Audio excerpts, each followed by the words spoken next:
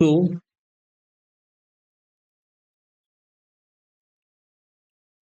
Hello everyone. तो कैसे हो मेरे दोस्तों?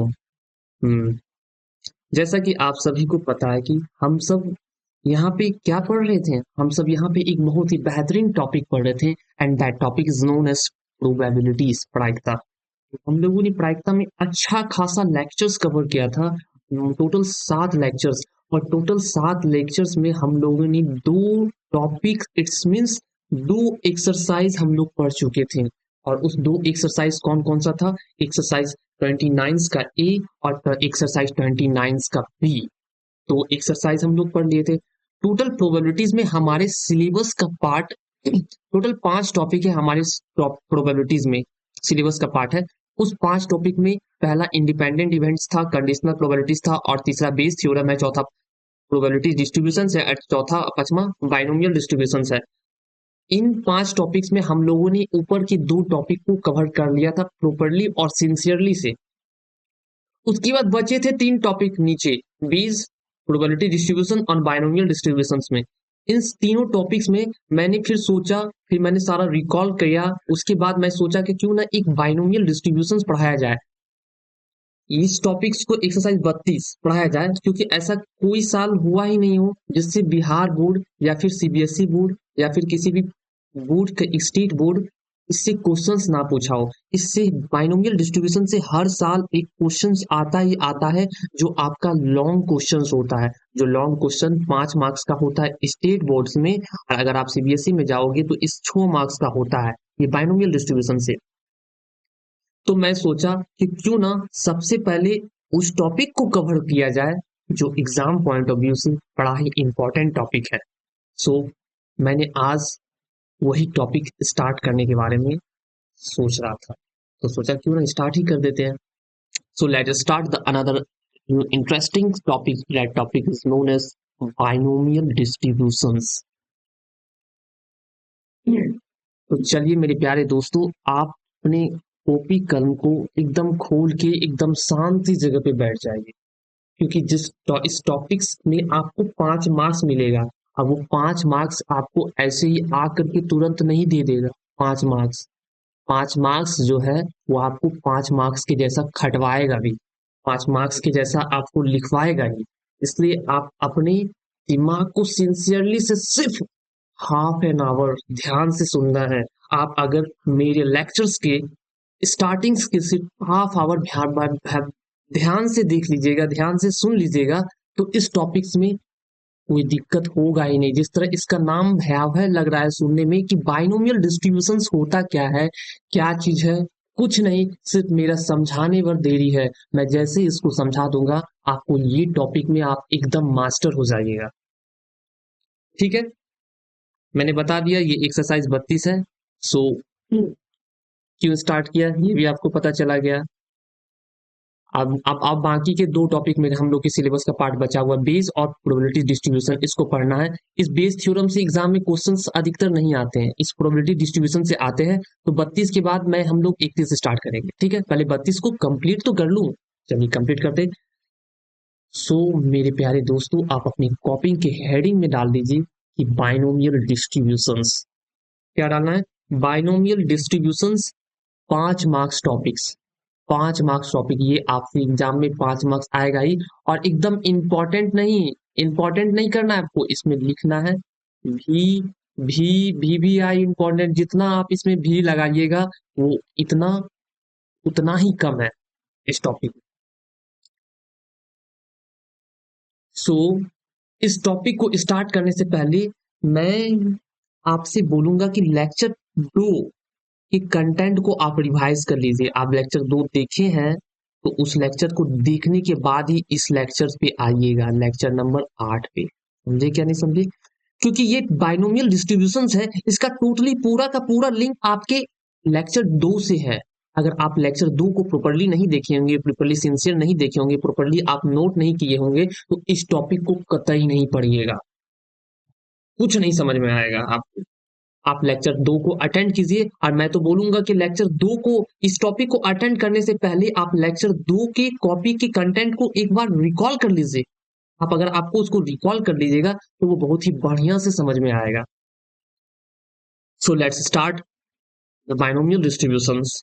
बाइनोमियल डिस्ट्रीब्यूशन नाम सुनते ही आपको कुछ समझ में नहीं आ रहा होगा कि ये क्या है बाइनोमियल, ये डिस्ट्रीब्यूशंस क्या होता है, इसको मैं कैसे बनाऊंगा। कुछ नहीं, जैसे ये बाइनोमियल डिस्ट्रीब्यूशन क्या है, कुछ नहीं, एक नाम रख दिया गया है।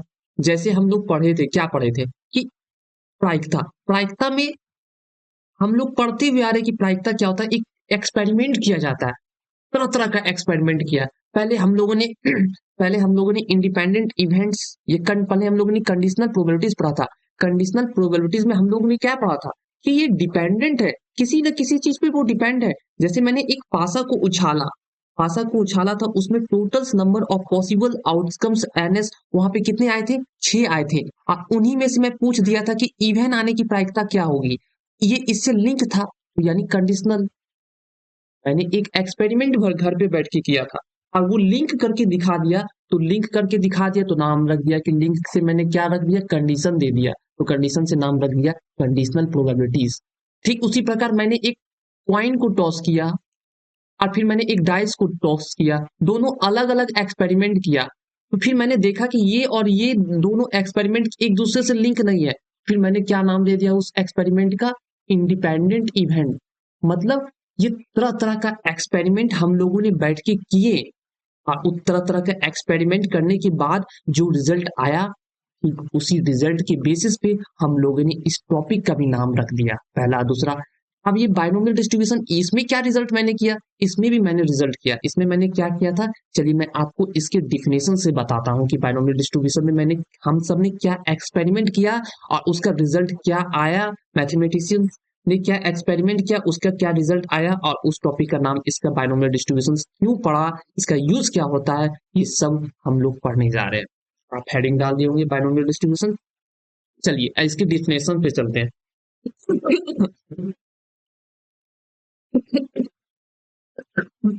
चलिए देखिए, बाइनोमियल डिस्ट्रीब्यूशन आखिर ये होता क्या है, जब एक एक्सपेरिमेंट बार बार किया जाता है और हर बार सिर्फ दो रिजल्ट पॉसिबल होते हैं, या सक्सेस या फिर फेल्यूर, तो उसके सक्सेस के नंबर की प्रोबेबिलिटीज को बाइनोमियल डिस्ट्रीब्यूशंस कहते हैं। समझे क्या नहीं समझे? नहीं समझे, मैं एक बार फिर से आपको बताता हूँ कि मैंने एक रिजल्ट, एक क्वाइन को टॉस किया। मैं एक क्वाइन को टॉस किया, आप बोलिएगा बहुत ही बढ़िया किए, कॉइन को टॉस किए, तो क्या आएगा, हेड आएगा या फिर टेल आएगा, यही ना आएगा। अगर मुझे हेड चाहिए तो हेड चाहिए, जो मुझे चाहिए, जो मुझे चाहिए उसको मैं डिनोट करता हूं सक्सेस से। क्या करता हूं, सक्सेस से। समझे क्या समझे? जो जो मुझे चाहिए और जो मुझे नहीं चाहिए, ये तो मुझे नहीं चाहिए था, इसको मैं डिनोट करूंगा फैल्यूर से, फैल्यूर से। समझे कि मैंने जब एक कॉइन को टॉस किया तो उसमें हेड आया, जो मुझे चाहिए था अगर वही आ गया तो उसको मैं डिनोट करूंगा सक्सेस से। और अगर जो मुझे चाहिए था वो मुझे, जो मुझे चाहिए था वही मुझे आ गया तो वो सक्सेस, और जो मुझे नहीं चाहिए था उसको मैं डिनोट करूंगा फैल्यूर से। समझे? तो वही लिखा गया कि जब एक एक्सपेरिमेंट को बार बार किया जाता है और यही एक्सपेरिमेंट को मैं बार बार करूंगा, रिपीट्स ऑफ नंबर टाइम में करूंगा, तो हर बार सिर्फ दो रिजल्ट पॉसिबल होते हैं, या फिर सक्सेस या फिर फेल्यूर। तो उसके सक्सेस के नंबर की प्रोबेबिलिटीज को बाइनोमियल डिस्ट्रीब्यूशंस कहते हैं। जो सक्सेस है, जो सक्सेस आएगा, जो रिजल्ट मुझे चाहिए वही रिजल्ट मुझे आया, उस नंबर की प्रोबेबिलिटीज को ही मैं बाइनोमियल डिस्ट्रीब्यूशंस कहता हूं। समझे? अच्छा, जो हम लोग पढ़ते बार थे प्रायिकता, उसमें मैं कॉइन को एक बार टॉस करता था वहां पे, फिर मैं 2 बार टॉस करता था, उसका आउटकम्स इजीली मुझे निकल जाता। 3 बार टॉस करता था तो मैं बोलता था कि 2 पे 2 गुना 2 गुना 2, 3 बार टॉस किया तो इसका आउटकम 8 किया। अगर मैं इसी इसी एक्सपेरिमेंट को मैंने 2-3 बार, 8 बार, 10 बार चेक किया तो मुझे उसका टोटल नंबर ऑफ आउटकम्स पता चल जाता था कि कितना होता था। लेकिन मैंने एक्सपेरिमेंट किया कि अगर उस कॉइन को मैं 100 बार फेंकूं तो टोटल नंबर ऑफ आउटकम्स क्या होगा, सोचिए जरा। तो वहीं से एक बाइनोमियल डिस्ट्रीब्यूशंस का उत्पत्ति किया गया कि जब एक्सपेरिमेंट को बार बार किया जाए, एक ही एक्सपेरिमेंट को बार बार किया जाए और हर बार सिर्फ दो रिजल्ट आता है, या फिर सक्सेस या फिर फेल्यूर। जैसे आप उसको प्रपोज कर रहे हैं तो उसमें क्या रिजल्ट आएगा, आप जरा मुझे बताइए क्या रिजल्ट आएगा। या फिर वो एक्सेप्ट कर लेगी या फिर वो रिजेक्ट कर लेगी। तो ये प्रायिकता हो गया, एक्सेप्ट करने की प्रायिकता और रिजेक्ट करने की प्रायिकता। लेकिन आप एकदम ढीठ हैं पूरी तरीका से। तो रिजेक्ट की तो फिर आप उसको प्रपोजल दिए, फिर रिजेक्ट की फिर प्रपोजल की दिए, फिर रिजेक्ट की तो फिर आप उसको प्रपोजल दिए, फिर रिजेक्ट की फिर आप उसको प्रपोजल दिए। इसका मतलब ये एक्सपेरिमेंट आप बार बार कर रहे हैं। हर बार सिर्फ दो रिजल्ट हो सकता है। क्या हो सकता है, या फिर वो एक्सेप्ट करेगी या फिर वो रिजेक्ट करेगी, या फिर वो एक्सेप्ट करेगी या फिर वो रिजेक्ट करेगी। तो यहीं से एक टॉपिक का उत्पत्ति हो गया, and that topic is known as binomial distribution. फिर इसका नाम बाइनोमियल क्यों पड़ा है, ये भी तो जानना जरूरी है। क्योंकि बाइनोमियल, बाई का मतलब ही होता है कि दो। क्या होता है दोस्तों, दो। दो और नोमियल मतलब होता है दो टर्म, मतलब या फिर सक्सेस या फिर फेल्यूर या फिर एक्सेप्ट या फिर रिजेक्ट। जब इसके रिजल्ट में दो आउटकम्स निकल के आए, तो उस रिजल्ट में दो आउटकम्स निकल के आए, वहीं से इसका नाम दे दिया गया है बाइनोमियल, दो टर्म बाइनोमियल। और डिस्ट्रीब्यूशन मतलब क्या होता है, डिस्ट्रीब्यूशन मतलब, डिस्ट्रीब्यूशन का मतलब होता है डिफरेंट आउटकम्स।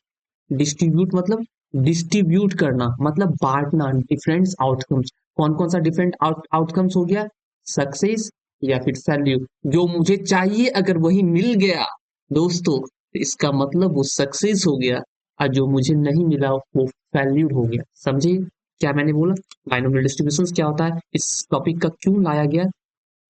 सिंपल शब्दों में इस टॉपिक को इसलिए लाया गया क्योंकि यहाँ पे एक्सपेरिमेंट बार बार होता है।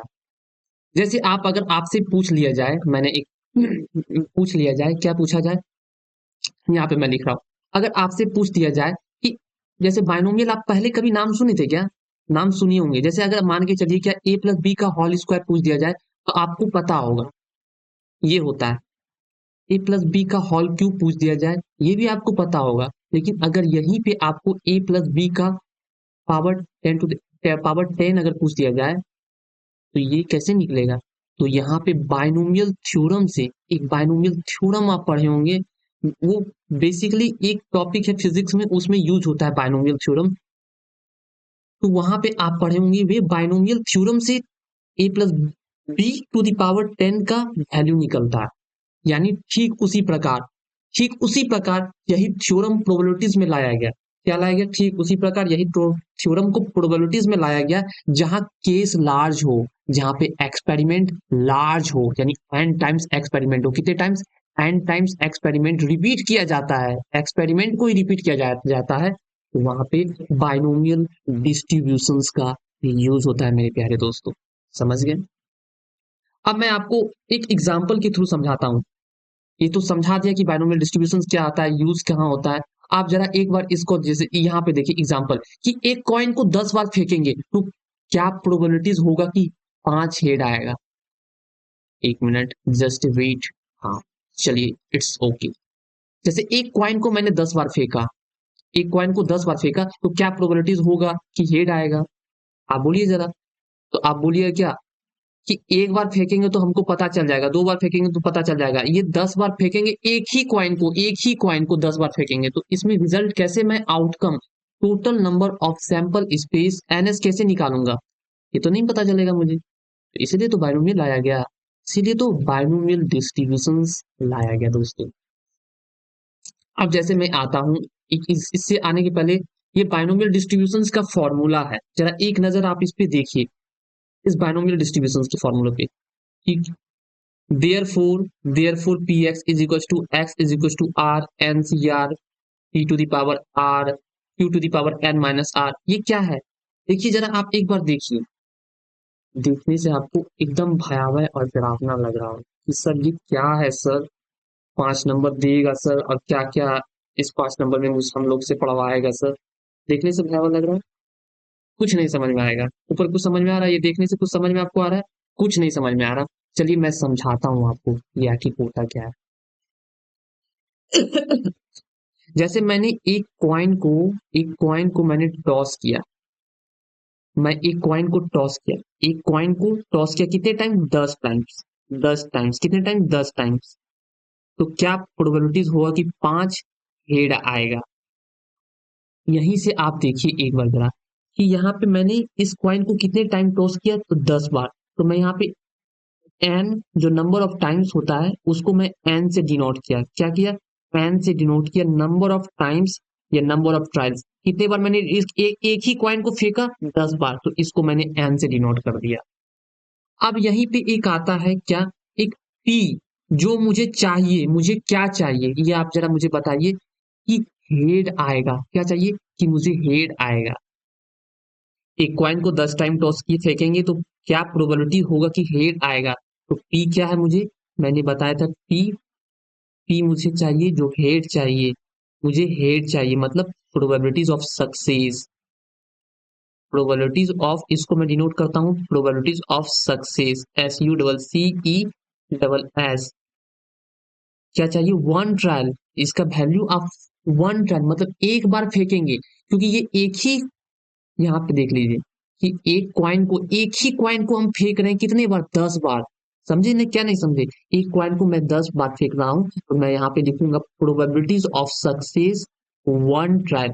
अगर आप मुझे ये देख के बताइए, सोच के जरा बताइए कि आप लेक्चर 1 जब अटेंड किए थे, उस लेक्चर 1 में मैंने आपको बताया था कि हेड आने की प्रायिकता क्या होगी। जब एक कॉइन को मैं टॉस करूंगा तो वो वहां पे क्या आएगा? हेड आएगा या फिर टेल आएगा? सोचिए जरा, यही ना आएगा। तो मुझे हेड का प्रायिकता चाहिए, तो एक बार हेड आया तो एक, और total number of sample space एक और दो। दो मतलब प्रोबेबिलिटीज ऑफ सक्सेस, जिसको मैं पी से डिनोट कर रहा हूँ, जो मुझे चाहिए उसको मैं पी से डिनोट कर रहा हूँ, जिसको मैं सक्सेस बोलता हूँ, प्रोबेबिलिटीज ऑफ सक्सेस। इसको 1 ट्रायल, एक एक्सपेरिमेंट्स का वैल्यू कितना हो गया? 1/2। अब मुझे फेल्यूर का वैल्यू निकालना है, जिसको मैं क्यू से डिनोट करूंगा। किससे मैं डिनोट करूंगा? क्यू से। इसको मैं लिखूंगा प्रोबेबिलिटीज ऑफ फेल्यूर। क्या लिखूंगा? Probabilities of failure. माइक लगाया कि नहीं देखने दो। लगा लिया था, नहीं तो उस दिन के जैसा नहीं लगा था। तो प्रोबेबिलिटीज ऑफ फेल्यूर, मैंने क्या आपको बोला था? मैंने आपको बोला था कि वो या फिर वो आपकी प्रपोजल को एक्सेप्ट करेगी या फिर रिजेक्ट करेगी। इसका मतलब आप जब प्रायिकता का एक्सपेरिमेंट करेंगे तो वो एक्सपेरिमेंट या फिर सक्सेस होगा या फिर फेल्यूर होगा। मैंने टोटल नंबर ऑफ टाइम्स पहले लिख दिया। सक्सेस हुआ तो उसका प्रोबेबिलिटीज क्या होगा? एक बार का 1/2। और फेल्यूर का क्या होता है? आप तो पढ़े थे कि प्रायिकता होने की घटना और ना होने की घटना एक के बराबर होता है। तो यहाँ पे फेल्यूर का प्रोबेबिलिटीज क्या होता है? बेसिकली एक से मैं माइनस कर दूंगा 1/2 को। अगर आप सोचिए जरा कि फेल्यूर, इसका मतलब हेड नहीं आएगा तो टेल आएगा, तो टेल आने की प्रायिकता है एक, कितने में से? दो में से, तो 1/2। इसका भी तो 1/2 आ गया। नहीं तो आप क्या करना है आपको कि वैल्यू का एक से माइनस कर दीजिएगा, तो वैल्यू का वैल्यू निकल जाएगा। मतलब क्यू, क्यू जिसको मैं डिनोट करूंगा वैल्यू के लिए, क्यू किसके लिए डिनोट करूंगा मैं? क्यू डिनोट करूंगा मैं वैल्यू के लिए। और पी किसके लिए डिनोट करूंगा मैं? सक्सेस के लिए, सक्सेस के लिए। ठीक है। अब मुझे जो चाहिए दोस्तों, मुझे क्या चाहिए? 5 टाइम हेड्स। कितने टाइम हेड्स? 5 times head. इसको मैं डिनोट करूंगा P X is equal to 5। जो मुझे चाहिए ये 5 बार चाहिए। जो मुझे चाहिए इसको मैं डिनोट करूंगा रिक्वायर्ड से। क्या करूंगा? रिक्वायर्ड। यही ना मुझे चाहिए दोस्तों, रिक्वायर्ड। तो मैं यहीं से लिख दूंगा, एक मिनट, मैं यहीं पे एक लाइन लिख दूंगा। क्या? इसके नीचे, क्यू के नीचे आर, जो मुझे चाहिए रिक्वायर्ड, ये कितना है? 5। 5, ये 5। और इसी से मैं इसका वैल्यू पुट करके निकालूंगा यहाँ से फॉर्मूला पे सेट करके। अब मुझे ये देख के बताइए कि यहाँ पे मैंने जो बताया वो समझ में आपको आया कि नहीं आया? मैं एग्जांपल दिया था कि मैंने एक कॉइन को 10 टाइम फेंका। जैसे ही मुझे उसको 10 टाइम फेंका, 10 टाइम फेंका, 10 टाइम फेंका, 10 टाइम फेंका, तो इसका मतलब मेरे दिमाग में आया कि नंबर ऑफ टाइम्स, मैं क्यों ना इसको एन से डिनोट कर दूं? आप बोलिएगा यस सर, सही बोले आप, एन से इसको डिनोट कर दो। तो कितने टाइम? 10 टाइम। तो मैंने यहाँ पे एन का वैल्यू 10 रख दिया। अब जो मुझे चाहिए, क्या चाहिए? हेड चाहिए। तो सबसे पहले एक ही कॉइन को ना मैं टॉस कर रहा हूँ, तो उस एक कॉइन को जो मुझे हेड चाहिए उसमें प्रोबेबिलिटीज ऑफ सक्सेस की वैल्यू क्या हो जाएगी? 1 ट्रायल का 1/2। ठीक है, तो इसको मैंने P से डिनोट किया। P it's means probabilities of success. फिर आप बोले थे क्या बाइनोमियल डिस्ट्रीब्यूशंस में दो होता है रिजल्ट, एक सक्सेस और एक फेल्यूर, तो फेल्यूर का क्यों, फेल्यूर का नहीं लीजिएगा। हाँ, क्यों ना फेल्यूर का लेते, फेल्यूर को क्यू से डिनोट करूंगा, किससे डिनोट करूंगा, क्यू से। क्यू से जिसमें प्रोबेबिलिटीज ऑफ फेल्यूर, सक्सेस का 1/2 है तो फेल्यूर का 1/2 मिल गया। यहीं से एक ऑब्जेक्टिव पूछ देता है सीबीएसई बोर्ड में, अधिकतर ज्यादातर पूछता है कि कोई इवेंट जो होता है जहां पर ट्रायल जो होता है वो निश्चित होती है, यहाँ पे ट्रायल निश्चित है, 10 टाइम पूछ दिए, फिक्स कर दिए, कभी 5 टाइम पूछ दिया, कभी 14 बार पूछ देगा, 15 बार पूछ देगा, यानी ये फाइनाइट होती है।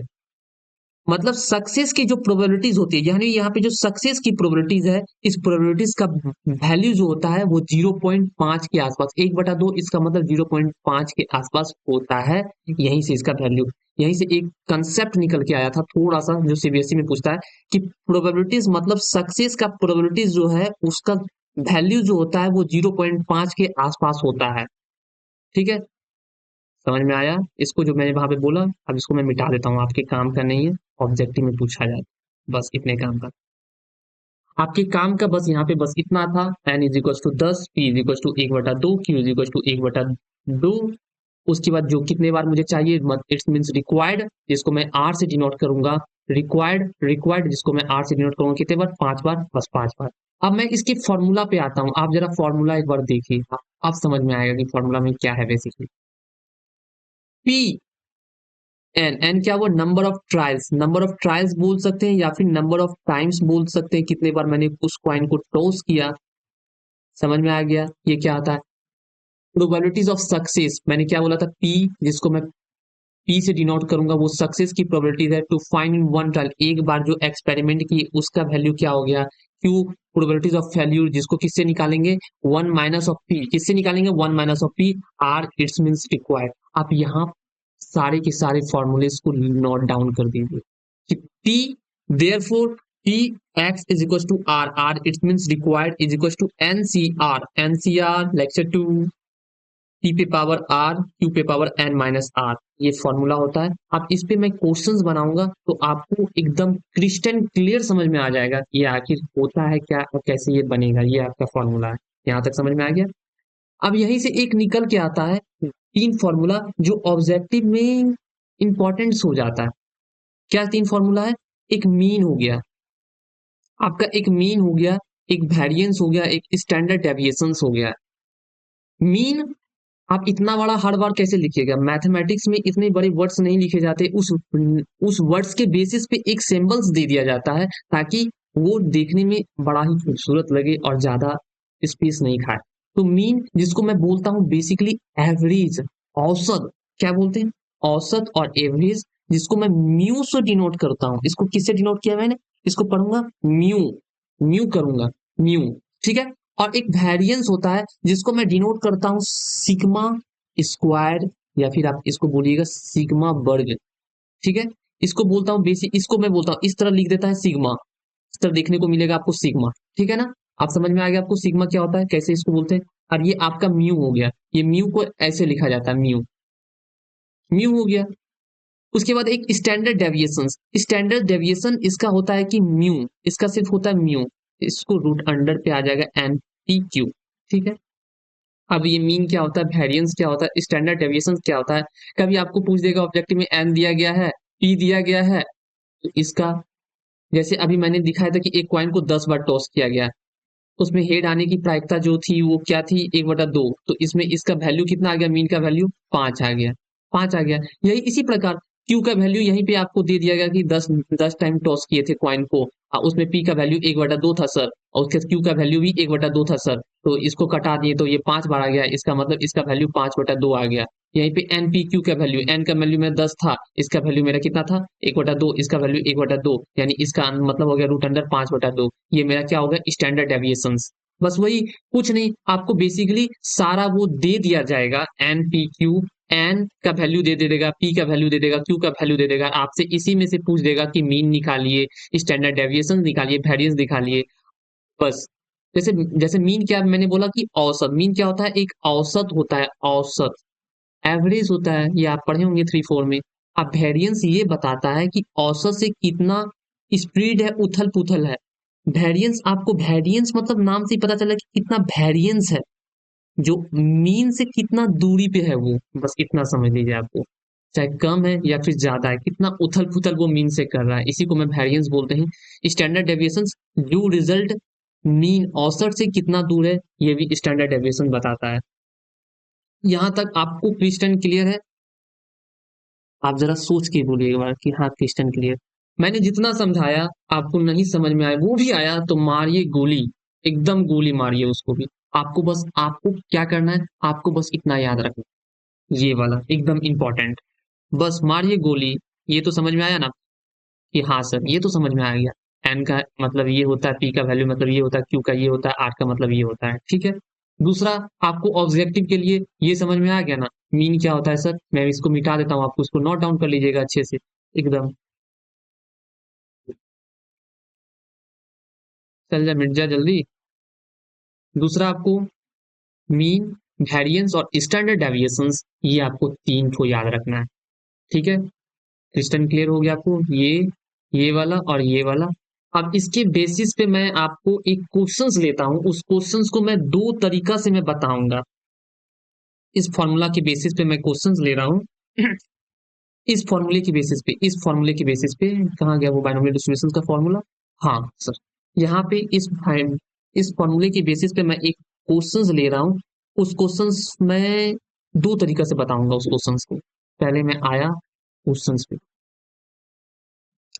कि कि सर आप मुझे ये बताइए सर कि ये बाइनोमियल डिस्ट्रीब्यूशंस है, वो तो ज्यादा बार रिपीट करेंगे, एक्सपेरिमेंट मैं बार बार करूंगा तो वहां यूज करता है, तो मैं यहाँ वहां पे यूज करूंगा।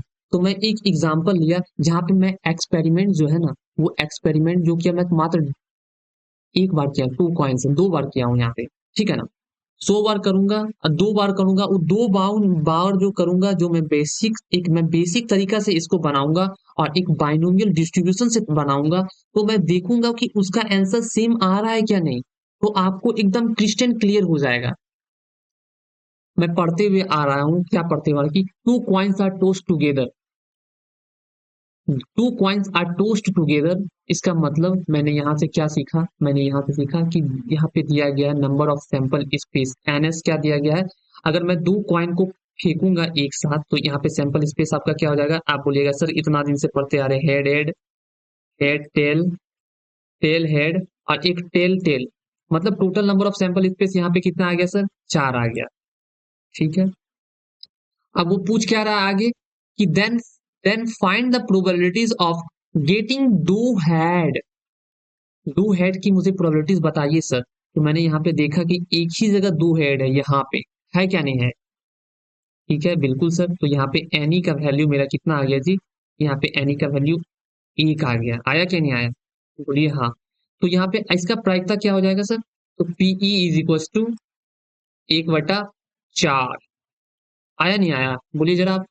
ये तो आप पढ़े थे बेसिक से, पढ़ते हुए आ रहे हैं आप, तो बोलेगा हाँ सर। अगर मैं इसी को बाइनोमियल डिस्ट्रीब्यूशन से बताता हूँ, बनाऊंगा, चलिए इसी क्वेश्चंस को मैं लिया और बाइनोमियल डिस्ट्रीब्यूशंस पे आ गया। मैंने बाइनोमियल डिस्ट्रीब्यूशंस पे क्या पढ़ा था, चलिए मैं यहाँ पे लिखता हूँ सॉल्व। मैं यहाँ पे देखूंगा कि एन जो नंबर ऑफ टाइम्स रिपीट कर रहा है, यहाँ पे एन मेरा क्या है सर, तो आप बोलिए कि यहाँ पे आपका एन है। बाइनोमियल डिस्ट्रीब्यूशन में मुझे क्या चाहिए था, मुझे बाइनोमियल डिस्ट्रीब्यूशंस में क्या चाहिए, एक एन चाहिए, यस सर, एक पी चाहिए, यस सर, एक क्यू चाहिए, यस सर, एक आर चाहिए, यस सर। एन क्या होता है, नंबर ऑफ टाइम्स। पी क्या होता है कि 1 टाइम्स ट्रायल, जिसको मैं सक्सेस की वैल्यू, एक बार की। क्यू, फेल्यूर की वैल्यू एक बार की। और आर, कितनी बार चाहिए, रिक्वायर्ड, ये चाहिए। मुझे ये 4 टर्म इस क्वेश्चन में से लिखना है छांट करके। चलिए वही सेम क्वेश्चन है, एक मैं बेसिक तरीका से बता रहा हूँ, एक बाइनोमियल डिस्ट्रीब्यूशन से बता रहा हूँ। अगर दोनों का रिजल्ट अगर सेम आ गया तो मैं समझ जाऊंगा कि मैंने जो पढ़ाया था वो आपको क्रिस्टल क्लियर समझ में आ गया। तो 2 कॉइन्स आर टोस्ट टुगेदर, जैसे ही मैंने देखा यहाँ पे, तैसे ही आपको मैं बोला कि यहाँ पे एन का वैल्यू मेरा कितना आ जाएगा जी, आप जरा बोलिए। 2 आया ना, क्योंकि यहाँ पे 2 बार कर रहा हूँ मैं, ठीक है। उसके बाद बोला कि क्या मुझे चाहिए, find the probabilities of getting head, ये मुझे चाहिए ना। तो हाँ बिल्कुल ये चाहिए, जो मुझे चाहिए उसको मैं पी से डिनोट करूंगा। It's means probabilities of success मैं यहाँ पे लिख दूंगा, क्योंकि मैं यहाँ पे एज्यूम कर रहा हूँ ना, मान रहा हूँ ना, उसको मैं बताऊंगा ना कि मैम यहाँ पे माना P is equal to probabilities of success in one trial, in one trial.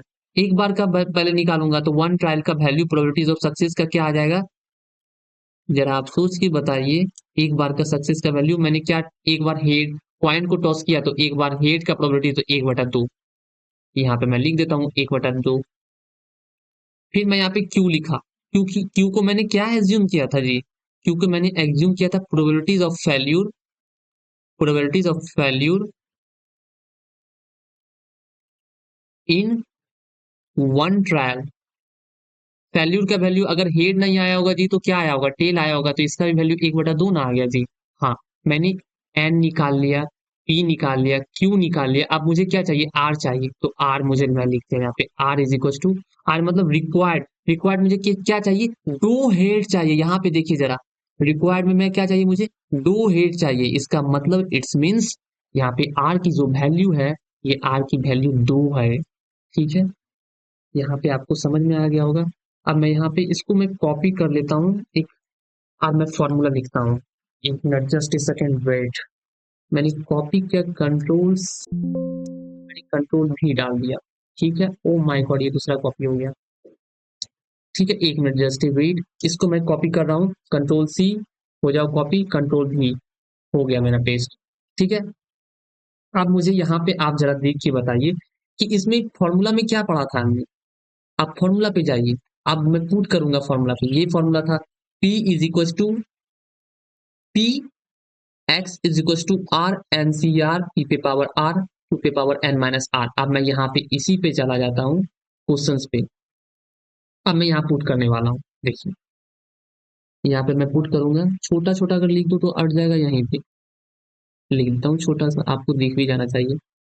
क्या फॉर्मूला था कि सर P, मैं यहाँ पे लिखूंगा P, यहाँ पे क्या था, X is equals to R, यही ना फॉर्मूला था, is equal to N C are.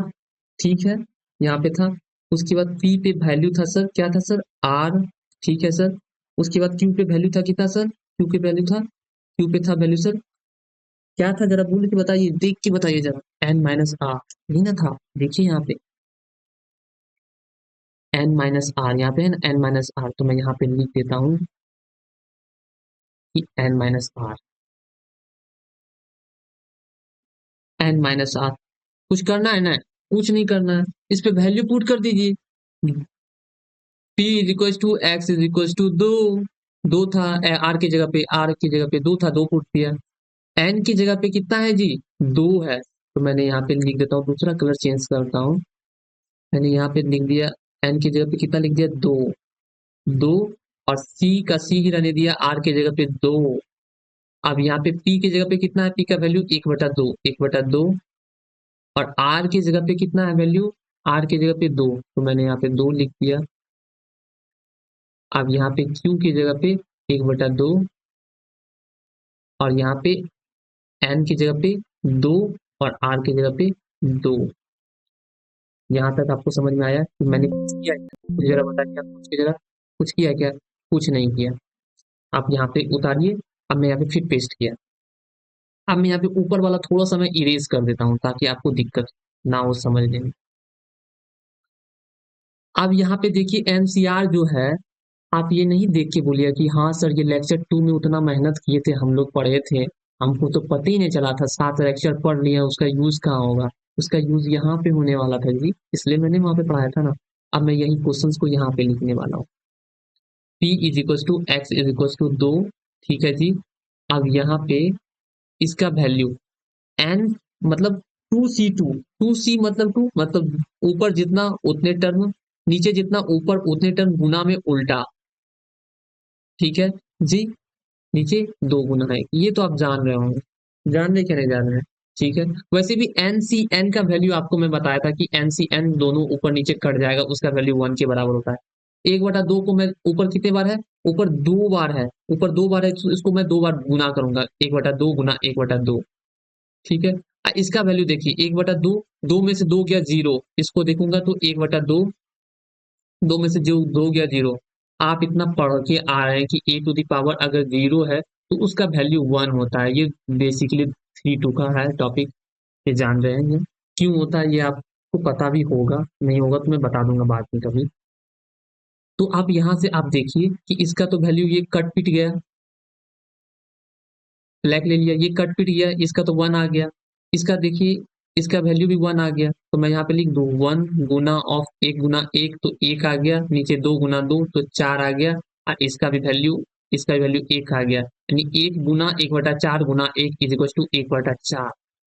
मतलब मैंने ये क्वेश्चंस को दो तरीका से बनाया था, मैंने ये क्वेश्चंस को दो तरीका से बनाया। एक तरीका कहाँ था, एक तरीका था बेसिक से, एक तरीका था मेरा बेसिक से। वो बेसिक कौन सा था, ये वाला बेसिक था। इस क्वेश्चंस को मैंने बेसिक से बनाया, जो क्लास 10 तक पढ़े थे, बेसिक से जो बनाया, तो उसका भी आंसर 1/4 आया। और मैंने इस क्वेश्चन को जब बाइनोमियल डिस्ट्रीब्यूशन से बताया तो वहां पे भी इसका वैल्यू 4 आया।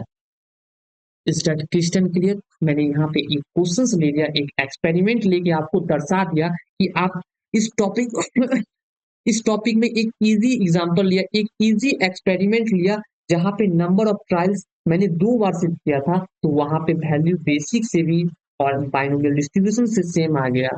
लेकिन यहाँ पे जब मैं नंबर ऑफ ट्रायल्स ट्रायल्स को ज्यादा कर दूंगा, 10 बार 15 बार 20 बार 100 बार करूंगा, तो मैं वहां पे बेसिक से नहीं बना पाऊंगा। इसलिए बाइनोमियल डिस्ट्रीब्यूशन को लाया गया मेरे प्यारे दोस्तों। तो यहां तक आपका एक इंट्रोडक्शन था, समझे क्या नहीं समझे बाइनोमियल डिस्ट्रीब्यूशंस के बारे में।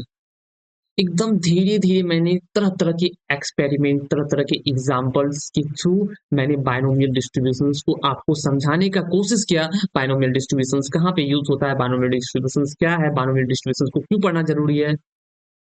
ठीक है। अब मैं एक्सरसाइज पे आता हूँ। आप एक्सरसाइज आप नोट डाउन कीजिए। आपकी कॉपी में कुछ नोट हो या ना हो, आपकी कॉपी में एक पहला ये नोट होना चाहिए, दूसरा आपका मीन, वेरिएंस और स्टैंडर्ड डेविएशंस जो ऑब्जेक्टिव पॉइंट ऑफ व्यू से बड़ा ही इंपॉर्टेंट है, ये नोट होना चाहिए। और मैं तीसरे नंबर पे आ जाऊंगा आपकी क्वेश्चंस पे। मैं आपकी क्वेश्चंस पे आ गया।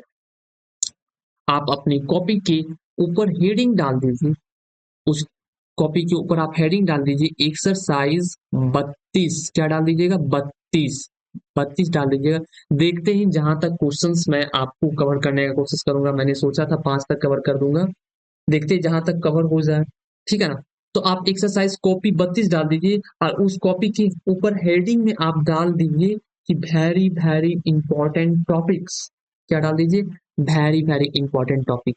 अब मैं एक एक बार करके, मैं जिस तरह आपको ये वर्ड प्रॉब्लम्स को मैं तोड़ तोड़ के समझाता हूँ, उस तरह मैं समझाऊंगा, आप उसको समझिएगा। ठीक है ना। अब मैं यहाँ पे लिखूंगा, थोड़ा छोटा यहाँ पे लिखूंगा, क्योंकि ये क्वेश्चन 5 नंबर का है, तो 5 नंबर जैसा आपको मार्क्स भी ना वो देगा जी। तो अगर मैं बड़ा लिख दूंगा तो वो जगह नहीं मिलेगा। मैं यहाँ पे लिख दिया सॉल्व, एकदम छोटा लिखूंगा। मैं यहाँ पे लिख दिया सॉल्व। ठीक है। सॉल्व लिखने के बाद मैं यहाँ पे लिखूंगा कि हेयर या गिवन डेट दिया गया है, लिख दे जो आपका मन है, तो मैं यहाँ पे लिख देता हूँ कि गिवन डेट। अब मैं ऊपर के क्वेश्चंस के थ्रू मैं सारा का सारा लिखने वाला हूँ कि क्या क्या वो दिया गया है। यहाँ तक आपको समझ में आ गया। अब मैं लिखूंगा एक कॉइन इज टोस्ट 6 टाइम, एक कॉइन इज टोस्ट 6 टाइम। जैसे ही मैंने मुझे दिख गया कि एक कॉइन को, एक सिक्का को मैं 6 बार उछालूंगा, उछाल रहा हूं, तो मेरा यहाँ पे एन क्या आ गया जी, मैं यहाँ पे लिखूंगा एन। मैं एक बार लिख दूंगा ताकि आपको दिक्कत ना हो। एन एन मतलब मैं लिख देता हूँ number of trials, number of trials. एक बार मैं ये सारा वर्ड लिख रहा हूँ, फिर आप बार बार अपने खुद से लिख दीजिएगा। मैं बाद में सिर्फ एन लिखूंगा और चला जाऊंगा।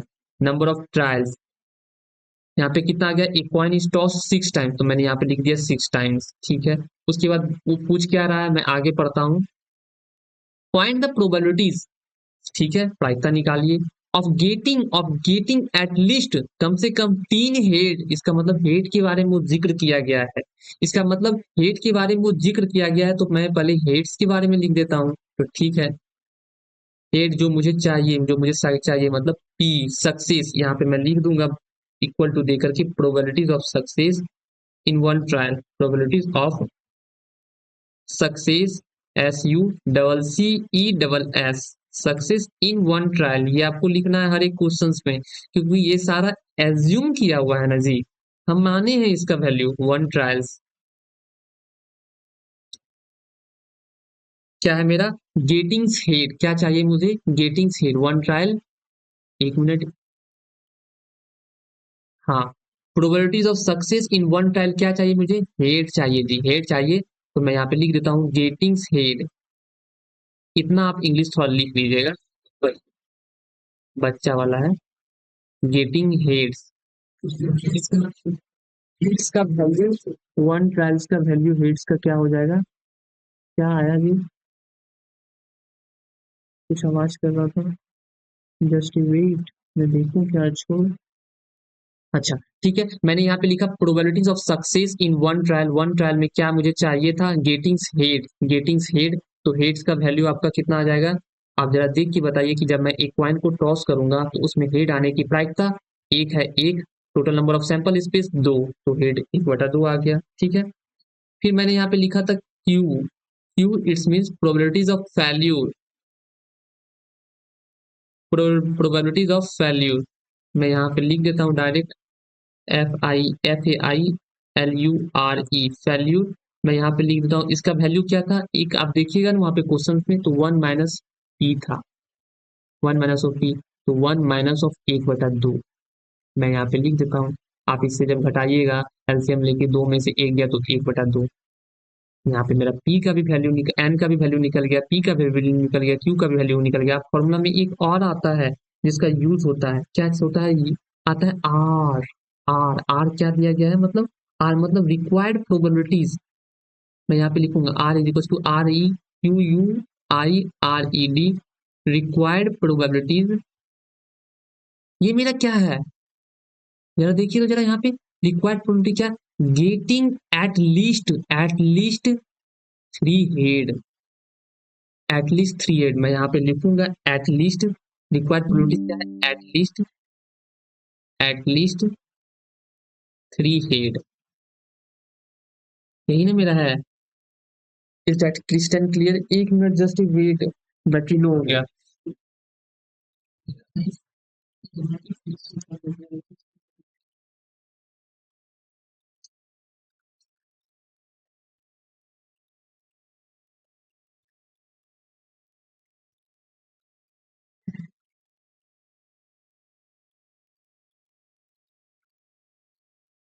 चलिए जी,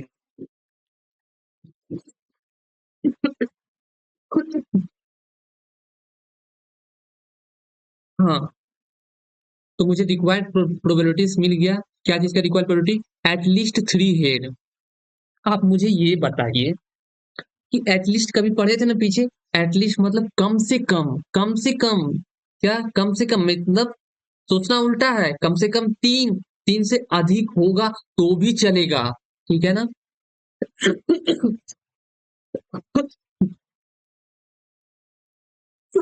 एक मिनट, एटलीस्ट थ्री हेड मतलब यहाँ पे जो एटलीस्ट है, required probability at least three head, मतलब जो प्रोबेबिलिटीज निकालना है वो थ्री हेड का निकालना है, तीन हेड कम से कम, ज्यादा होगा तो भी चलेगा, ज्यादा कितना तक होगा सर, छह तक दिया गया है, छह तक मुझे ट्रायल पूछा गया है, मतलब यहाँ पे मैं लिख सकता हूँ, क्या लिखूंगा कि P X is equal to, तीन तो मुझे चाहिए ही, यस सर, ज्यादा हो तो भी चलेगा, तो P X is equal to चार, ठीक है sir, P X is equal to पांच, ठीक है sir, plus P X is equal to छः, ठीक है सर, यही मुझे चाहिए, रिक्वायर्ड प्रोबेबिलिटीज यहाँ पे मैं लिख देता हूँ, रिक्वायर्ड प्रोबेबिलिटीज, मुझे इसका वैल्यू निकालना है, इसी का वैल्यू, अगर मैं इसका वैल्यू निकालूंगा तो ये बाइनोमियल डिस्ट्रीब्यूशन बन जाएगा, समझ में आया यहाँ पे आपको, क्या मैंने बोला, फिर से मैं एक बार क्वेश्चंस को आपको समझाता हूँ, कुछ नहीं करना। एग्जाम में जैसे ही आपको क्वेश्चंस दिखे, सबसे पहले आपको क्वेश्चंस पढ़ना है। उस क्वेश्चंस को देखने के बाद आप गिवन डेट करके सारा सारा नोट करना है। जैसे ही बाइनोमियल डिस्ट्रीब्यूशंस का क्वेश्चन आपको दिख जाए तो आपके दिमाग में आना चाहिए कि पहले मुझे एन लिखना है जी, फिर पी लिखना है जी, फिर क्यू लिखना है जी, फिर आर लिखना है जी। वो चारे क्वेश्चंस को आप लिख लीजिएगा। उसके बाद निकालना है एनसीआर के थ्रू। ठीक है, यहाँ तक मैंने लिख दिया। एन का वैल्यू, पी का वैल्यू, क्यू का वैल्यू, आर चाहिए रिक्वायर्ड। रिक्वायर्ड में मुझे दिख गया कि एटलीस्ट पूछ दिया गया, एटलीस्ट 3 हेड, कम से कम 3 हेड चाहिए। तो 3 हेड मतलब इस ट्रायल में 3 भी आ सकता है, 3 से ज्यादा, मतलब 3 3, एक 4 हो गया, 5 एक गया, एक 6 हो गया। तो मैंने यहाँ पे लिख दिया। इसी को मैं कॉपी कर रहा हूँ फिर से, कंट्रोल सी, कॉपी हो जाओ, कंट्रोल सी, कंट्रोल भी, मैंने यहाँ पे कॉपी कर लिया। ठीक है, अब मैं इरेज करता हूँ, यहाँ पे ऊपर वाले पोर्शंस को मैं इरेज कर रहा हूँ। अब 5 नंबर देगा तो ऐसे ये नहीं ना देगा, उस खटवाएगा ना। तो आप पांच, ये चारों का एनसीआर निकालना होगा। इस चारों का एनसीआर निकालना होगा, तभी इस रिक्वायर्ड प्रोबेबिलिटीज की वैल्यू निकलेंगे। ठीक है, चारों का एनसीआर कैसे निकालेंगे, अब अलग अलग बैठ के मैं निकालूंगा, आप देखिएगा। एकदम धीरे धीरे समझाऊंगा 5 क्वेश्चंस, ताकि आपको दिक्कत नहीं हो एग्जाम के लिए। चलिए मैं अब आ गया क्वेश्चंस पे। पहले मुझे क्या चाहिए सर, पहले मुझे ये चाहिए, तो मैं यहाँ पे आ गया। Therefore P X three, P is equal to X three, इसका वैल्यू क्या था सर। तो आप बोलिएगा कि sir N C R, N C R था ना, एन सी आर, एन का वैल्यू यहाँ पे 6 था सर, हाँ 6 था। सी का वैल्यू, सी ही 3 का। एन सी आर, आर का वैल्यू मेरा यहाँ पे क्या था sir, N C R, N C R, R का वैल्यू यहाँ पे मेरा 3 है सर, यहाँ पे 3 है ना आर का वैल्यू। बोलिए जी, हाँ सर 3 है सर, तो मैं यहाँ पे 3 लिख दूंगा। एनसीआर, एनसीआर मैंने लिख दिया। अब क्या था जी, गुना में था, तो मैंने गुना में दे दिया। पी था, पी का वैल्यू कितना आया था सर, 1/2 आया था सर। ठीक है, पी के ऊपर किसका पावर था सर, आप जरा बोलिए, जरा सोचिए, आर का पावर सर। ठीक है सर, आर यहाँ पे कितना है सर, यहाँ पे आर 3 है सर, तो मैं यहाँ पे 3 लिखूंगा। ठीक है, उसके बाद फिर गुना था सर, हाँ सर गुना था। उसका क्या था सर, क्यू था, क्यू था सर, हाँ क्यू का वैल्यू कितना था जी, 1/2, 1/2। आप फॉर्मूला में देखिए, हाँ सर 1/2। ये ऊपर में क्या था sir, N minus of R, यही ना था जी, एन माइनस ऑफ आर। तो हाँ sir N minus of R, N यहाँ पे कितना था सर, एन माइनस मेरा 6 था सर, 6 एन मेरा था। और आर माइनस कितना है सर, 3 था सर, तो 3 था, तो 3 लिख दिया। अब मैं यहाँ पे तोड़ूंगा इसको। नीचे 3, तो ऊपर 6 को उल्टा गिनती के साथ 3 बार गुना करूंगा। ठीक है, और नीचे 1 तक, 3 गुना 2 गुना 1, इसीलिए तो मैंने सिखाया था वहां पे इसको। अब 1/2 को की पावर 3 है, तो आप इसका मतलब यही ना समझ लीजिए, 1/2 गुना 1/2 गुना ऑफ 1/2।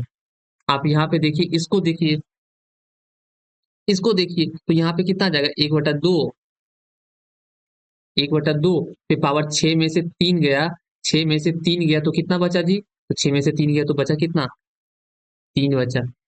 तो मैं यहाँ पे 3 लिख दिया। अब इसमें देखिए कट रहा है जी, मैं यहाँ पे कट पीट मटा देता हूँ जो कट रहा है। 3 दूनी 6, 6 6 कट गया। यहाँ पे कितना आ गया, 20, 20 जो कटेगा उसको कटा देना, 20। अब यहाँ पे देखिए 2 दूनी 4, इसको मैंने कटा दिया 2 दूनी 4 से। अब यहाँ पे कुछ कटेगा, कुछ कटेगा, नहीं कटेगा। तो यहाँ पे क्या बचा जी, यहाँ पे देखिए 5 मेरा बचा है, बचा ना 5, तो मैंने यहाँ पे 5 लिख लिया। गुना, यहाँ पे 1 नीचे तो कोई कोई फर्क नहीं पड़ने वाला। यहाँ पे 1/2 मेरा बचा है, तो मैंने यहाँ पे लिख दिया 1/2। आप यहाँ पे 1/2 पे पावर 3 है, तो आप जैसे ही 1/2 पे पावर 3 लिखिएगा, तो इसका मतलब मैं लिख देता हूँ आपको एकदम इजी वे में, ताकि आप सोचिएगा भी। यही ना था इसका कहने का मतलब। ऊपर 5 गुना 1 करेंगे तो 5 आ गया, 2 गुना 2 गुना 2 गुना 2, 2 दूनी 4, 4 दूनी 8, 8 दूनी 16, तो 5/16। ये मेरा पहला P3 का वैल्यू आया, जब आर, जब रिक्वायर्ड 3 हो। अब इसी तरह मैं निकालूंगा 4 का, इसी तरह निकालूंगा मैं 5 का, उसी तरह मैं निकालूंगा 6 का, और इसमें मैं पुट कर दूंगा, तो मुझे एग्जैक्ट इसका रिक्वायर्ड प्रोबेबिलिटीज का आंसर आ जाएगा। Is that understood.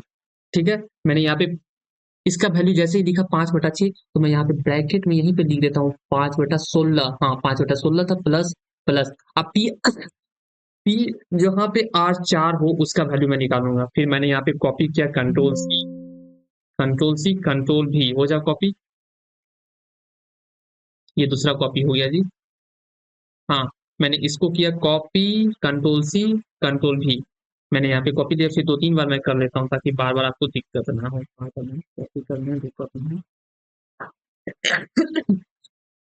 अब मैं ऊपर वाले को इरेज कर रहा हूँ। यहाँ से मैंने इरेज किया।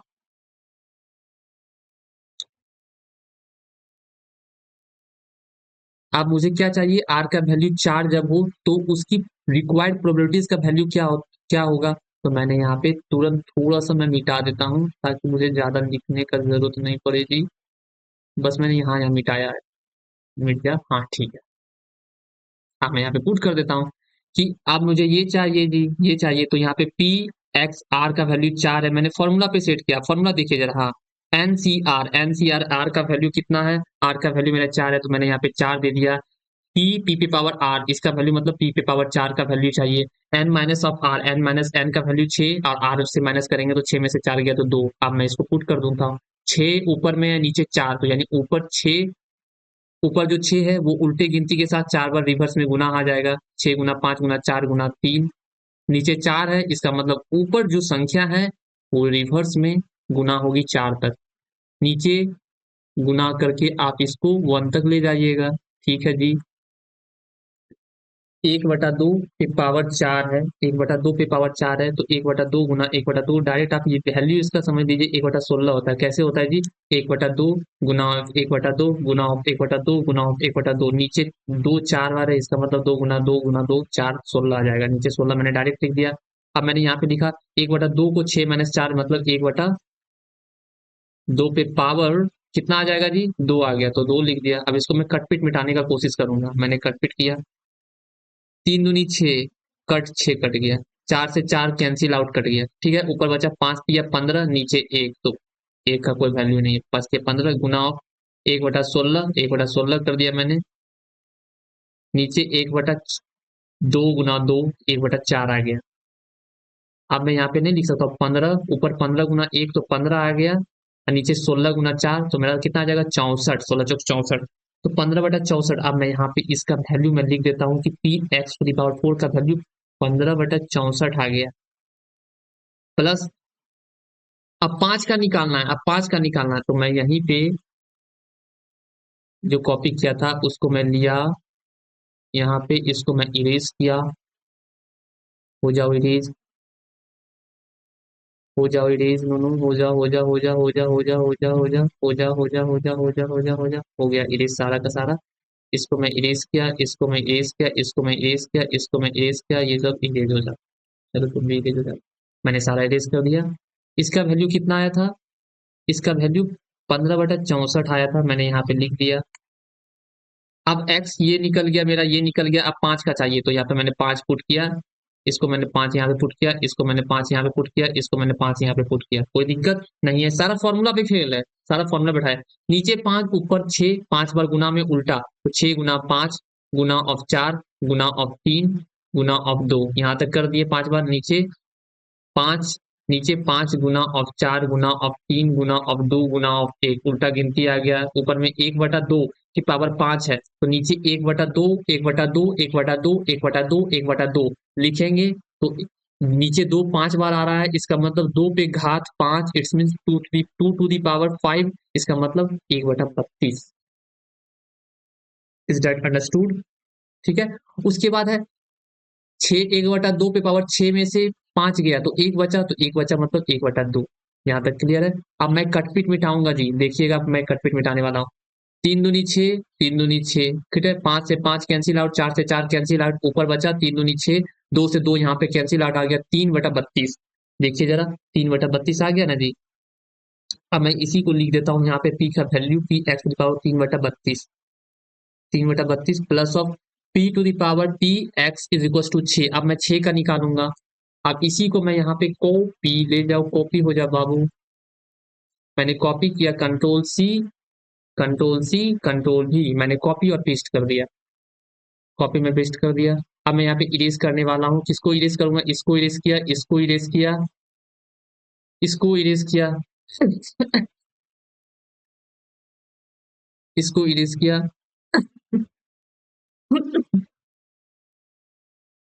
इसको इरेज किया, इसको इरेज किया। अब मैं यहाँ पे ले लेता हूँ, इसका भी वैल्यू निकल गया मेरा 5 का। अब मुझे 6 का निकालना है, तो 6 का निकालने के लिए आर का वैल्यू मेरा 6, तो एन सी आर 6, इस पे पावर पी पे पावर आर, पी पे पावर आर मतलब 6, क्यू पे पावर एन माइनस आर, इसका मतलब यहाँ पे भी 6, इसका मतलब यहाँ पे भी 6, एन सी एन, इसका वैल्यू तो आप पढ़े थे ना, एन सी एन का वैल्यू 1, अगर आपको याद है तो बाबू आप 1 डायरेक्ट लिख दीजिए यहाँ पे 1, और नहीं तो उसी तरह कट लंबा कीजिए आप कैलकुलेशन को, नीचे छो है तो ऊपर छो, उल्टा गिनती में। मैं तो लिखता डायरेक्ट यहाँ पे 1, ठीक है ना, ठीक है 1 तक कट पिट के 1 आ गया डायरेक्ट है यहाँ पे। इसका वैल्यू 1/1 गुना, गुना है यहाँ पे 1/2 पे घात 6, तो 2 पे घात 6, 2 पे 5, 2 पे 5 का क्या था 32 था, और 2 पे 6 का क्या हो जाएगा, दो गुना कर दीजिए 64, तो 1/64 आ गया। 1/2 जी, 6 में से 6 गया जीरो, 6 में से 6 गया zero, A to the power zero it's means 1, इसका मतलब यहाँ पे क्या आ गया 1 गुना 1/64 गुना ऑफ 1, इसका मतलब 1/64 ना आ गया जी। आप जरा सोचिए, जरा बताइए जरा हमको। यस सर 1/64 आ गया, मैं यहाँ पे लिख दूँ 1/64। अब इसी तरह आपको अलग अलग करके लिखना है, अब वहां पे रिक्वायर्ड प्रोबेबिलिटी लास्ट में लिखना है अलग अलग करके, उसका इसका वैल्यू जो आया वहां पे लिख देता हूँ ऐसे।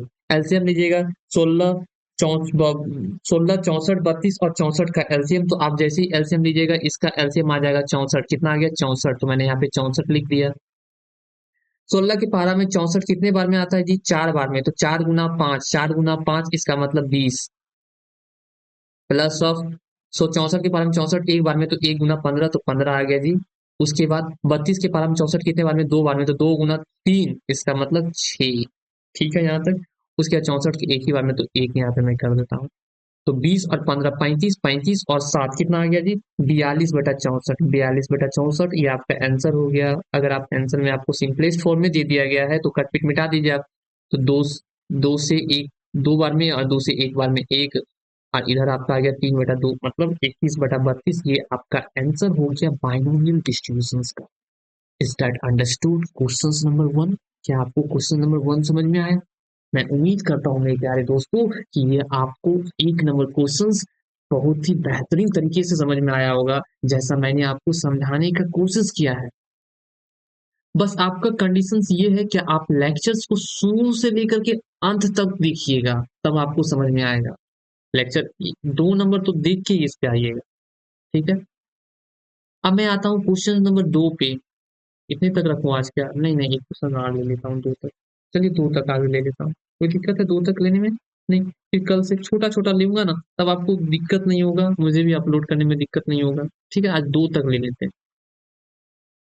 चलिए।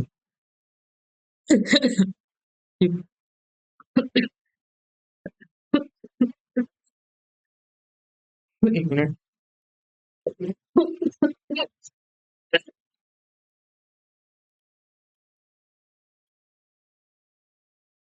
चलिए दोस्तों, फिर मैं क्वेश्चन 2 को पढ़ता हूँ। A coin is tossed, a coin is tossed 5 times. जैसे मुझे दिख गया, मुझे तो यही दिखा कि एक कॉइन को मैं 5 बार टॉस कर रहा हूँ, इसका मतलब अपनी एक्सपेरिमेंट्स को मैं रिपीट, बार बार रिपीट कर रहा हूँ, मैं बार बार रिपीट कर रहा हूँ, तो मुझे समझ में तुरंत आ गया दोस्तों। क्या क्या समझ में आया? ये बाइनोमियल, ये बाइनोमियल डिस्ट्रीब्यूशंस का क्वेश्चन है। समझ में आ गया दोस्तों? तो मैंने यहाँ पे लिखा गिव एंड डैट, जैसे दिख जाए बाइनोमियल डिस्ट्रीब्यूशन तो मैं एक लाइन लिखूंगा गिव एंड डैट। राइटिंग पे मत जाइएगा, मेरे कंटेंट पे, मेरे बोली पे मेरे ध्यान से बात को सुनना है और लिखना है। इसका मतलब एन इज इक्वल्स टू क्या हो गया मेरे दोस्तों, 5। एन क्या है मेरे दोस्तों, नंबर ऑफ टाइम्स या नंबर ऑफ ट्राइल्स। अब मैं यहाँ पे नहीं लिखने वाला हूँ क्योंकि मैं वहां पे लिख दिया था। अब मैं पी पे आया, पी लिखूंगा, मुझे क्या चाहिए, बायनोमियल दिख गया मुझे, तो तुरंत मुझे एन पी क्यू आर लिखना है, एन पी क्यू आर लिखना है, तो मैंने चारों वर्ड लिख दिया देयरफॉर दे करके। देयरफॉर अब आपको वहां पे लिखना है दोस्तों, क्या लिखना है, N is equal to number of trials, ठीक है, P is equal to probabilities of success, क्या चाहिए, that a head appear an even number. आप यहाँ पे लिखिएगा probabilities of success getting head, क्या लिखना है मुझे, गेटिंग हैड दोस्तों, गेटिंग हैड, मैंने यहाँ पे लिख दिया probabilities of success getting head. Head का क्या होगा दोस्तों, एक बार मैं ट्रायल करूंगा तो एक बार मैं एक कॉइन को टॉस किया तो हेड आने की संख्या एक, और total number of sample space दो, तो एक बटा दो। और क्यू क्या होता है दोस्तों मेरा, वन माइनस ऑफ पी होता है ना दोस्त, तो एक माइनस ऑफ एक बटा दो मैंने जैसे ही किया इसका वैल्यू एक बटा दो आ गया, ये सब जान गए होंगे। और आर मेरा क्या है, रिक्वायर्ड प्रोबेबिलिटीज। आर क्या है, रिक्वायर्ड प्रोबेबिलिटी, इसका मतलब क्या इसमें रिक्वायर्ड चाहिए, what is the probabilities, what is the probabilities that a head appear an even number of times. इसका मतलब आर जो है मेरा वो दोस्तों वो इवन नंबर ऑफ टाइम्स है। मैं यहाँ पे लिख देता हूँ, R is equal to even numbers of times.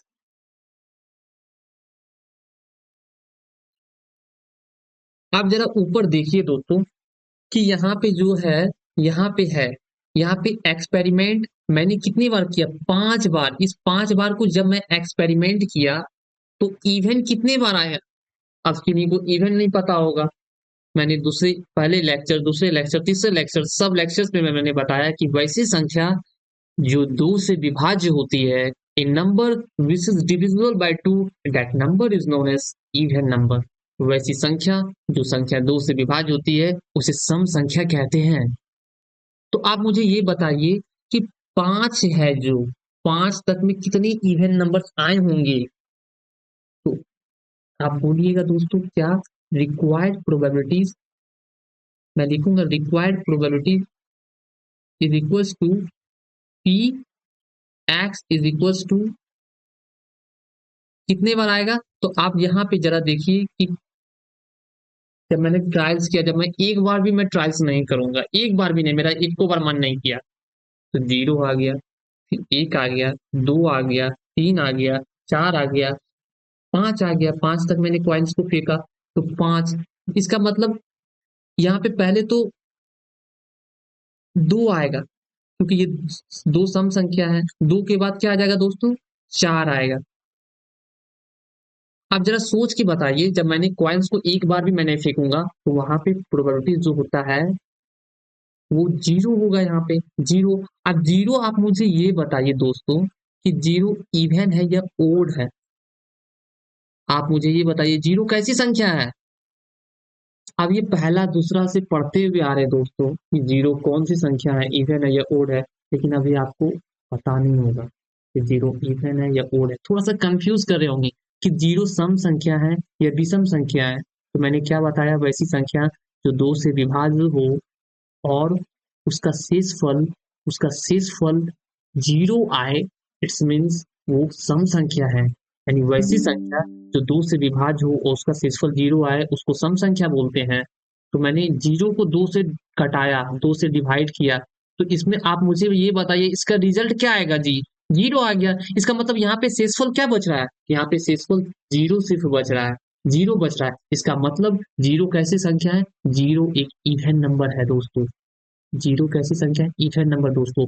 और यहाँ पे बोला क्या गया था, यहाँ पे बोला यही गया था कि आपको what is the probabilities that getting a head appeared and even numbers of time। इसका मतलब एक बार भी मैंने कॉइन्स को नहीं टोस्ट किया तो यहाँ पे एक बार मैं जीरो लूंगा और एक बार दो लूंगा, एक बार चार लूंगा, फिर मैं छो भी लूंगा क्या, नहीं मैं छो नहीं लूंगा क्योंकि यहाँ पे 5 बार तक ही ट्रायल्स किया गया है। ठीक है, अब मुझे इसका वैल्यू निकालना है, इसका वैल्यू निकालना है, इसका वैल्यू निकालना है, तीन ठो का ही वैल्यू निकालना है ना जी। तो मैं चलिए मैं तीन का वैल्यू निकालूंगा और तीनों का वैल्यू मैं पुट करूंगा यहाँ पे और आपका रिजल्ट आंसर निकल के आ जाएगा। चलिए मैंने कॉपी किया, कंट्रोल सी, कॉपी हो जाओ, control C, control C, control V, control V, control V, 3 बार मैंने कॉपी कर लिया, 3 बार रिजल्ट चाहिए था, मैंने यहाँ पे लिख लिया। अब मैं यहाँ पे ऊपर वाले पोर्शन को मैं इरेज कर रहा हूँ जो मैंने गिवन डेट लिखा था। बड़ा इजी, आप बनाने का कोशिश कीजिएगा ना, 2 क्वेश्चन में बताऊंगा, आप बनाने का कोशिश कीजिएगा, बन जाएगा। एग्जाम में आपको दिखेगा ना तो आप, मुझे लगता है कि इसी को बनाने का ट्राई कीजिएगा। बशर्ते आप लेक्चर्स को शुरू से लेकर के अंत तक अटेंटिवली, सिंसियरली के साथ अगर अटेंड कीजिएगा तो आपको बिल्कुल बन ही जाएगा। ठीक है, अब मैं लिख लेता हूँ यहाँ पे, इसी को मैं कॉपी कर लूँ क्या, ठीक है, इसी को कॉपी कर लो दोस्तों, बार बार मिटाने का जरूरत नहीं पड़ेगा। Control C, control V, control V, control V, control V. चलिए मैंने कॉपी कर लिया। अब मुझे ये बताइए, मैंने यहाँ पे रेड पेन ले लेता हूँ। अब मुझे किसका चाहिए? पहले मुझे चाहिए, आप यहाँ तक लिखने के बाद, यहाँ तक लिखने के बाद आप देयरफॉर दे करके लिखिएगा पी एक्स, और अलग अलग से इसका वैल्यू निकाल के लास्ट में इसको फिर से लिख करके इसके वैल्यू पे मैं पुट कर दूंगा। P X is equal to zero. ठीक है, यहाँ पे एन सी आर, एन का वैल्यू मेरा 5 है और सी का वैल्यू मेरा सी रख दिए, और आर का वैल्यू मेरा जीरो है तो जीरो मैं लिख दिया। फिर मैंने यहाँ पे लिखा पी का value number of trials of head यानी 1/2, और इसमें एन का वैल्यू, आर का वैल्यू मेरा जीरो था तो जीरो मैंने लिख दिया, गुना हो 1/2 मैंने लिख दिया। उसके बाद यहाँ पे N minus of R, N का वैल्यू मेरा कितना था जी? आप मुझे बताइए, एन का वैल्यू सर 5 था सर। 5 में से कितना माइनस किया था मैंने सर? 5 में से मैंने किसको माइनस करूंगा? आर को माइनस करूंगा तो जीरो को माइनस किया मैंने। अब मैं यहाँ पे लिख दूंगा ना 5C0, इसका वैल्यू तो आपको मैंने पहले क्लास और पहले लेक्चर्स में मैंने बताया था। क्या बताया था कि 5C का वैल्यू इसका कितना होता है? 1 के बराबर होता है। इसका वैल्यू 1 के बराबर होता है। 1/2 पे घात 5 है, इसका मतलब नीचे दो 5 बार गुना में आएगा। तो गुना में आएगा तो मैं डायरेक्ट नहीं लिख दूंगा गुना करके 1/2 गुना 1/2, उतना क्या लिखूंगा मैं? तो मैं डायरेक्ट लिख देता हूँ गुना करके 1/32।